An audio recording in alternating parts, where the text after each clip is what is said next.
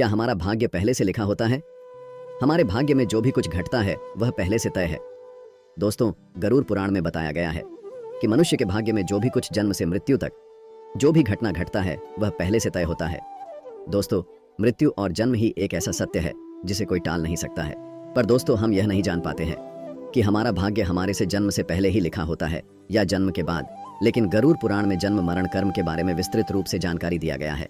तो आइए शुरुआत करते हैं गरुड़ पुराण की उस ज्ञानवर्धक प्रस्तुति कि मनुष्य का भाग्य कब लिखा जाता है। क्या मनुष्य भाग्य उसके जन्म से पहले लिखा जाता है या जन्म के बाद? नमस्कार दोस्तों, स्वागत है हमारे इस चैनल गीता गुरु ज्ञान पर। मित्रों, गरुड़ पुराण की इस ज्ञानवर्धक प्रस्तुति में आप खो जाए उससे पहले हम आपको बता दें कि इस वीडियो को आधा अधूरा देखने की गलती बिल्कुल भी नहीं करे, क्योंकि यह गरुड़ पुराण की ज्ञानवर्धक प्रस्तुति है जो आपके जीवन से जुड़ी हुई है। गरुड़ पुराण की इस रहस्यमय ज्ञान को जानने के बाद आपके जीवन से जुड़ी समस्त लोभ, क्रोध, मोह, दुखों का अंत होगा। मित्रों, भगवान श्री कृष्ण कहते हैं, कभी भी किस व्यक्ति को गरुड़ पुराण की बातों को आधा अधूरा नहीं सुनना चाहिए, क्योंकि आधा अधूरा ज्ञान हमेशा विष के समान होता है। इसीलिए मित्रों, आपसे यही आग्रह है, आप इस वीडियो को बिना स्किप किए अंत तक जरूर देखिए। साथ ही इस वीडियो को एक लाइक करके चैनल को अवश्य सब्सक्राइब कर लीजिए। और हाँ दोस्तों, कमेंट बॉक्स में जय श्री कृष्ण लिखकर ईश्वर को आप अपना आभार व्यक्त जरूर कर दीजिए। इससे आपके जीवन से सभी दुखों का अंत होगा। आइए दोस्तों, जानते हैं गरुड़ पुराण में श्री कृष्ण ने बताया है कि हर मनुष्य के जीवन में जो भी कुछ होता है वह जन्म पहले से तय होता है, उसे कोई टाल नहीं सकता है। दोस्तों, गरुड़ पुराण हमें जन्म मरण से लेकर वर्तमान जीवन कैसे जिए, यह सभी चीजों के बारे में सिखाते हैं। आइए दोस्तों, आज हम एक कथा के माध्यम से जानते हैं कि हमारा भाग्य जन्म से पहले लिखा जाता है या जन्म के बाद, जो गरुड़ पुराण स्कंद पुराण के द्वारा बताया गया है, जो श्री कृष्ण ने स्वयं नारद बतलाया था। आज हम उन्हीं कथा जानेंगे। मित्रों, एक समय की बात है, द्वारका नगरी में दिन श्री कृष्ण अपने दिव्य आसन पर बैठे हुए थे। तभी देवर श्री नारद नारायण नारायण का जाप करते हुए उनके पास पहुंचते हैं और उन्होंने प्रणाम करके और बोले, है प्रभु, आप त्रिकालदर्शी हैं। मैंने सुना हो कि जो जीव मनुष्य जन्म लेता है, क्या उसका भाग्य पहले से लिखा होता है? है प्रभु, मैं जानना चाहता हूँ कि मनुष्य के साथ जो कुछ घटना घटित होता है वह उसके जन्म से पहले तय होता है या वह पिछले जन्म का भोग भोगता है? क्या यह सत्य है या हम अपनी मेहनत और कर्मों से उसे बदल सकते हैं? फिर भगवान श्री कृष्ण नारद की बात सुनकर मुस्कुराए और बोले, हे नारद, आपका यह प्रश्न बहुत ही गूढ़ और महत्वपूर्ण है, जो मानव जाति लिए उसके जन्म, कर्म और मृत्यु पर आधारित है। फिर कृष्ण बोले, हे नारद, मैं तुम्हें एक कथा सुनाता हूँ जो न तुम्हारे इस प्रश्न उत्तर देगी, बल्कि हर मनुष्य के लिए एक चेतावनी और प्रेरणा भी होगी। तुम इस कथा को पूरे ध्यानपूर्वक आखिरी तक सुनो। कृष्ण बोले, हे नारद, यह गरुड़ पुराण की कथा है। जो यह कथा को आधा अधूरा सुनने की गलती करता है उस पर भारी संकट आती है, क्योंकि आधा अधूरा ज्ञान हमेशा विष के समान होता है। कृष्ण बोले, हे नारद, इस कलयुग भरी संसार में जो मनुष्य इस कथा को पूरे ध्यानपूर्वक आखिरी तक सुन लेगा और समझ लेगा, उसका इस संसार से सभी पाप कर्म, क्रोध, मोह से मुक्ति मिलेगा। फिर नारद बोले, हे प्रभु, मैं उस कथा को पूरे ध्यानपूर्वक आखिरी तक सुनूंगा, आप उस कथा को निश्चित हो सुनाएं। फिर श्री कृष्ण ने नारद को वह कथा सुनाते हैं। श्री कृष्ण बोले, हे नारद, प्राचीन काल में एक विशाल और समृद्ध राज्य था जिसका नाम अक्षयपुरी था। उस राज्य का शासक राजा रत्नधर था। राजा रत्नधर अत्यंत धर्मात्मा और न्यायप्रिय था। वह सदैव अपने राज्य के प्रजा के कल्याण के लिए काम करता था और धर्म का पालन करता था। उसे भगवान से एक संतान का आशीर्वाद चाहिए था ताकि वह अपने राज्य का कार्यभार किसी योग्य उत्तराधिकारी को सौंप सके। फिर है नारद, राजा रत्नधर और रानी दोनों ने कई वर्षों तक तपस्या की। इससे भगवान शिव ने प्रसन्न होकर उसे संतान होने का वरदान दिया। फिर एक दिन भगवान शिव के आशीर्वाद से रानी गर्भवती हुई। राजा और रानी अत्यंत प्रसन्न थे, क्योंकि वे चाहते थे कि उनका बेटा महान शासक बने और राज्य को सुख समृद्धि की ओर ले जाए। परंतु जब रानी ने बेटे को जन्म दिया तो वह बच्चा विकलांग और शारीरिक रूप से कमजोर था। उसके शरीर की हड्डियां टूटी हुई थीं और वह शारीरिक रूप से सक्षम नहीं था। राजा रत्नधर का दिल टूट गया। उसने भगवान से यह सवाल पूछा कि ऐसा क्यों हुआ। तब राजा रत्नधर ने भगवान श्री कृष्ण से मिलने का निर्णय लिया और उन्हें अपने दुखों को साझा करने के लिए वहां पहुंचे। राजा ने भगवान से पूछा, हे प्रभु, मैंने इतनी तपस्या की, यज्ञ किए, फिर भी मेरे बेटे का जन्म विकलांग क्यों हुआ? मैंने भगवान शिव से आशीर्वाद लिया था, लेकिन ऐसा क्यों हुआ? क्या यह मेरे भाग्य में पहले से लिखा हुआ था? फिर श्री कृष्ण मुस्कुराए और कहा, हे राजा, तुम सही कहते हो कि तुम्हारा पुत्र विकलांग जन्मा है। क्या तुम जानते हो कि तुम्हारे पुत्र का जन्म इस प्रकार क्यों हुआ है? यह तुम्हारे द्वारा किए गए पूर्व जन्मों के कर्मों का फल है। यह तुम्हारे पिछले जन्म के कर्मों का परिणाम है, जो तुम्हारे भाग्य में लिखा हुआ था। लेकिन इसका कारण यह नहीं है कि तुम्हारा भाग्य पहले से निर्धारित था। यह घटना तुम्हारे और तुम्हारे बेटे के कर्मों का फल है, जो उसके पिछले जन्मों से जुड़ा हुआ है। राजा ने आश्चर्यचकित होते हुए पूछा, हे प्रभु, क्या भाग्य वास्तव में पहले से लिखा होता है? श्री कृष्ण ने कहा, जन्म, मृत्यु और जीवन के उतार चढ़ाव पहले से निर्धारित होते हैं, लेकिन हम जो कर्म करते हैं वह हमारे भाग्य को बदल सकते हैं। जिस दिन तुम्हारे बेटे का जन्म हुआ था, उस दिन तुमने एक विशेष संतान का वरदान प्राप्त किया था, लेकिन उस संतान को चुनौतियां मिलना जरूरी था ताकि वह अपने जीवन में धैर्य, साहस और पराक्रम को विकसित कर सके। लेकिन उसका भविष्य केवल उस समय के कर्मों से नहीं होता है, बल्कि यह तुम्हारे पिछले जन्मों के कर्मों का परिणाम है। श्री कृष्ण ने राजा रत्नधर से कहा, है राजन, भाग्य और कर्म में बहुत गहरा संबंध है। हमारे कर्म ही हमारे भाग्य का निर्माण करता है। यही कारण है कि हमें जीवन में अपने कर्मों को सदैव धर्म और सत्य के मार्ग पर रखना चाहिए। श्री कृष्ण ने कहा, है राजन, जो कुछ भी तुम्हारे जीवन में घटित होता है वह तुम्हारे पिछले जन्म के कर्मों का परिणाम है। यदि तुम्हारा बेटा विकलांग जन्मा है तो यह उसकी आत्मा के पिछले जन्म के कर्मों का फल है। जब तुम एक पुण्यात्मा के रूप में जन्म लेते हो तो तुम्हारे जीवन में कठिनाइयां और संघर्ष जरूर होंगे, क्योंकि इस दुनिया में हर आत्मा को कुछ न कुछ कष्ट भोगना पड़ता है ताकि वह अपने पिछले कर्मों को समाप्त कर सके। लेकिन याद रखो, तुम्हारे बेटे के जीवन में जो कठिनाई है वह उसकी परीक्षा है। यदि वह धैर्य और साहस से इन कठिनाइयों का सामना करता है तो वह अपने भाग्य को बदल सकता है।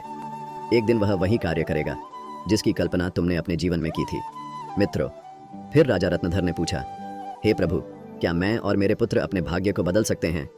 श्री कृष्ण ने उत्तर दिया, बिल्कुल, तुम दोनों ही अपने भाग्य को बदल सकते हो।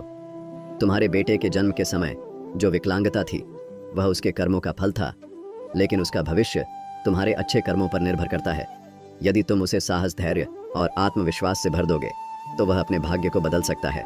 तुम्हारे अच्छे कर्मों के परिणाम स्वरूप वह एक दिन महान बनेगा और राज्य का भार संभालने में सक्षम होगा।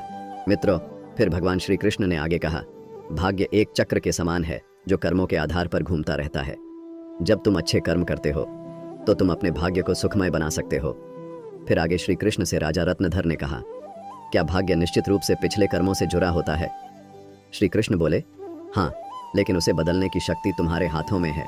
यदि तुम अच्छे कर्म करते हो तो वह तुम्हारे भाग्य को भी सुधार सकते हो। साथ ही भक्ति, साधना और सेवा से भाग्य बदला जा सकता है। भगवान की भक्ति से ईश्वर को प्रसन्न करके हम अपने भाग्य को बदल सकते हैं। अगर तुम अपने पुत्र को साहस और आत्मविश्वास से जीवन के संघर्षों का सामना करने की शिक्षा दोगे तो वह अपने भाग्य को बदल सकता है। राजा रत्नधर ने भगवान श्री कृष्ण की बातों को पूरी तरह से आत्मसात किया और अपने पुत्र को शिक्षा देने का संकल्प लिया। उसने अपने पुत्र को कठिनाइयों के बावजूद साहस और विश्वास के साथ जीवन जीने की प्रेरणा दी। समय के साथ उस विकलांग पुत्र ने अपनी आत्मविश्वास और कठिनाई से लड़ते हुए समाज में महत्वपूर्ण स्थान प्राप्त किया। उसकी संघर्षशीलता और साहस ने राज्य में उसका सम्मान बढ़ाया। कृष्ण बोले, है नारद, तुम यह समझो कि भाग्य एक निरंतर प्रक्रिया है जो कर्मों के आधार पर बदलती रहती है।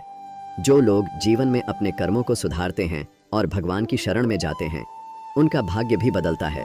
यह केवल कर्म ही नहीं है, बल्कि यह जीवन के संघर्षों और कर्मों का परिणाम है। मित्रों, फिर श्री कृष्ण ने नारद से कहा, यह कथा हमें यह सिखाती है कि जीवन में जो कुछ भी घटित होता है वह हमारे पिछले कर्मों का फल है। भाग्य और कर्म का कोई निश्चित प्रारूप नहीं है। हमारा कर्म हमारा भाग्य को बदल सकता है। मित्रों, गरुड़ पुराण हमें सिखाते हैं, यदि हम अच्छे कर्म करते हैं और सत्य की राह पे चलते हैं और ईश्वर के ध्यान करते हैं तो हम अपने जीवन की दिशा बदल सकते हैं। फिर श्री कृष्ण ने नारद से कहा, है नारद, यह संसार कर्मों का दर्पण है। जो जैसा कर्म करेगा वह वैसा फल भोगेगा। मनुष्य को यह ध्यान रखना चाहिए कि माता पिता की सेवा, दूसरे की सहायता और ईश्वर का ध्यान ही सबसे बड़ा धर्म है। जो मनुष्य अपने पिछले जन्म में किसी के साथ पाप किया है, किसी को कष्ट दिया है, उसे न केवल नरक में भयानक यातना मिलती है, बल्कि वह जन्म जन्मांतर तक उस भोग भोगती है। लेकिन जो अपना कर्म सुधारता है वह इस चक्र से मुक्त हो सकता है, क्योंकि यह संसार एक अवसर है। धर्म, सेवा, सत्य ही मनुष्य का जीवन है। मनुष्य के यह समझना चाहिए कि मृत्यु के बाद के उसके अच्छे कर्म ही साथ जाते हैं। मित्रों, यह कथा हमें यह सिखाती है कि हमारे भाग्य पिछले कर्मों का फल है। हर पाप का दंड, हर पुण्य का फल निश्चित होता है। मनुष्य, तुम अपने कर्मों पर ध्यान दो, स्वार्थ, पाप और अहंकार को त्यागो, धर्म, सत्य और सेवा को अपनाओ, क्योंकि यही जीवन का सबसे बड़ा सत्य मार्ग है। मित्रों, श्री कृष्ण ने इस प्रकार नारद को गरुड़ पुराण के रहस्य को बताया। मित्रों, भाग्य निश्चित रूप से जन्म से पहले लिखा जाता है। लेकिन हम अपने जीवन के संघर्ष, सत्य, धर्म और ईश्वर की भक्ति से हम अपने भाग्य को बदल सकते हैं। मित्रों, गरुड़ पुराण में भाग्य का लेखा जोखा और कर्मों के बारे में उल्लेख मिलता है। पर दोस्तों, मनुष्य अपने कर्मों, संघर्ष और ईश्वर की भक्ति से हम अपने जीवन को बदल सकते हैं। मित्रों, गरुड़ पुराण हमें सिखाते हैं कि जीवन एक बोया हुआ खेत की तरह है। मनुष्य खेत में जो बीज बोते हैं वही फल मिलता प्राप्त होता है। उसी प्रकार मनुष्य अपने जीवन में जो कर्म करते हैं उसका अगले जन्म में उसी रूप से फल भोगता है। इसलिए दोस्तों, गरुड़ पुराण में श्री कृष्ण कहते हैं कि जब मनुष्य का जन्म होता है तो उसके पिछले कर्मों के आधार पर उसका भाग्य उसके जन्म से पहले लिखा जाता है और उस मनुष्य के साथ वही होता है जो उसके जन्म से पहले उसके भाग्य में लिखा हुआ है, जिसे कोई टाल नहीं सकता है। परंतु सत्य, धर्म और सेवा से ईश्वर को प्रसन्न कर हम अपने भाग्य को बदल सकते हैं। हिंदू धर्म का सबसे बड़ा धर्म ग्रंथ गरुड़ पुराण है, जिसमें मनुष्य के जीवन, मृत्यु और भाग्य कर्मों के बारे विस्तार रूप से बताया गया है। यह पुराण हिंदू धर्म के 18 महापुराणों में से एक है और इस पुराण में जन्म, मरण से पुनर्जन्म, कर्म और आत्मा के मार्ग के बारे में पूरे विस्तार से बताया गया है। दोस्तों, गरुड़ पुराण के अनुसार मनुष्य का भाग्य उसके पिछले कर्मों निर्भर करता है। गरुड़ पुराण, जो विष्णु पुराणों के प्रमुख ग्रंथ में से एक है, यह पुराण जीवन के रहस्यों और मानव के कर्मफल के बारे में बताया गया है। गरुड़ पुराण में श्री कृष्ण को साक्षात भगवान विष्णु के अवतार माने जाते हैं। दोस्तों, गरुड़ पुराण श्री कृष्ण कहते हैं, मनुष्य अपने जीवन में अच्छे कर्म और सत्य मार्ग पर चलकर ईश्वर को प्रसन्न कर हम अपने भाग्य में होने वाले घटना से बच सकते हैं और आने वाले भाग्य को हम बदल सकते हैं। मित्रों, गरुड़ पुराण में श्री कृष्ण ने मनुष्य को जीवन जीने के लिए 3 मुख्य उपदेश दिए हैं, जिन पे चल के हम अपने भाग्य के कर्मों को बदल सकते हैं। दोस्तों, आप इस वीडियो को अंत तक जरूर देखिए, क्योंकि यह सारी जानकारी गरुड़ पुराण के द्वारा बताया गया है। इस वीडियो को बीच में छोड़कर जाने की गलती बिल्कुल भी नहीं करे, इसलिए इस ज्ञानवर्धक प्रस्तुति को अंत तक जरूर देखिए। आइए जानते हैं। नंबर 1, अपने धर्म का पालन करना। मनुष्य का जन्म किसी खास उद्देश्य के लिए होता है। जो मनुष्य अपने पिछले जन्म पाप किया है वह इस जन्म में भी उस पाप का भोग भोगता है, क्योंकि मनुष्य के जन्म से पहले उसका जन्म से मरण तक का भाग्य पहले तय होता है। इसलिए दोस्तों, गरुड़ पुराण में श्री कृष्ण ने बताया है, मनुष्य को हमेशा धर्म, सत्य का पालन करना चाहिए। इससे हमारे पिछले जन्म के पाप से बच सकते हैं। ईश्वर की भक्ति से हम अपने जीवन बदल सकते हैं। हम सभी ऊंचाइयों तक पहुंच सकते हैं। दोस्तों, यह जीवन एक अनमोल उपहार है। आप इसे व्यर्थ न जाने दें। सही कर्म और धर्म का पालन से हम अपने जीवन को अगले जन्म में होने वाले घटना से बच सकते हैं। यह न केवल आपके लिए है, बल्कि इसे पूरे समाज और दुनिया के आप प्रेरणा का स्रोत बन सकते हैं। नंबर 2, माता पिता सेवा और आदर करना। दोस्तों, गरुड़ में श्री कृष्ण कहते हैं कि मनुष्य को हमेशा अपने माता पिता को सेवा करनी चाहिए, क्योंकि माता पिता के ही चरणों से तीनों लोगों का स्वर्ग है।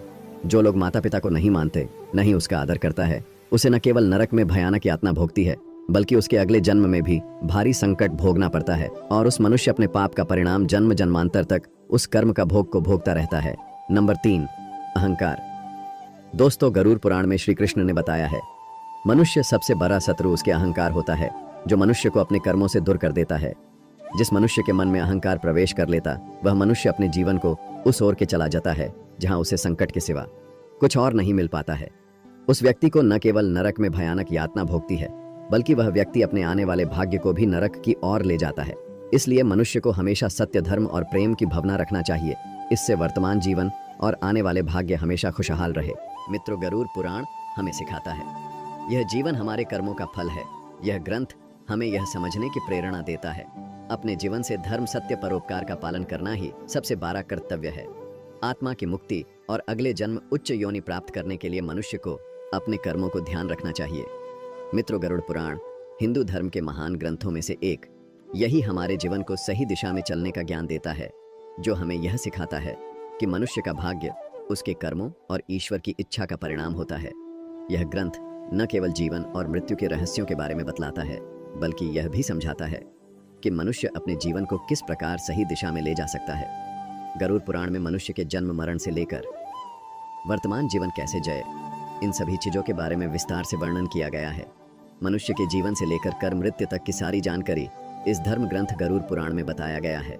मनुष्य जीवन में जो कुछ घटित होता है वह हमारे पिछले जन्म का फल है। दोस्तों, गरुड़ पुराण हमें यह सिखाता है कि भाग्य केवल कर्मों का फल है। भले ही भाग्य जन्म पहले से लिखा हो, पर हम अपनी कर्म से इसे बदल सकते हैं। मित्रों, जीवन एक दुर्लभ अवसर है, जिसे सही दिशा में ले जाकर हम आत्मा को मोक्ष की ओर अग्रसर कर सकते हैं। धन्यवाद दोस्तों। गरुड़ पुराण के द्वारा सभी बतलाए गए बातों को अवश्य ध्यान में रखें और सत्य की राह पे चले। इससे आने वाले जीवन अत्यंत सुखद हो। और दोस्तों, वीडियो अच्छा लगा तो इस वीडियो को लाइक करके कमेंट में जय श्री कृष्ण जरूर लिख दीजिए और हमारे इस चैनल गीता गुरु ज्ञान को अवश्य सब्सक्राइब कर लीजिए ताकि हर एक नया वीडियो आप तक तुरंत पहुंचे। धन्यवाद। हर हर महादेव। ओम नमः शिवाय। राधे।